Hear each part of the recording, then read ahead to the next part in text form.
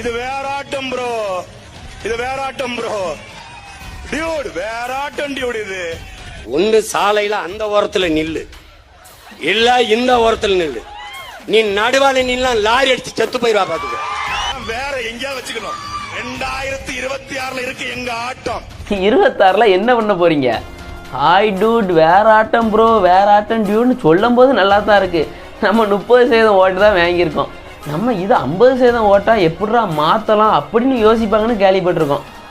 அதை விட்டுட்டு காரில் அடிபட்டுருவோம், ராலில் அடிபட்டுருவோம், நடு ரோட்டில் நிற்கியா?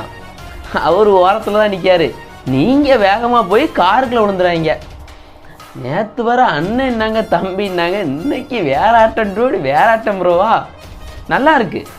எப்படி நம்ம ஓட்டு வாங்கலாம்னு யோசிங்க. அவர் என்னவும் பண்ணிக்கிட்டு போறாரு, நம்ம என்ன பண்ண போறோம் அதை பேசுங்க ஃபர்ஸ்ட். அதை விட்டுட்டு இதெல்லாம் நமக்கு தேவையா?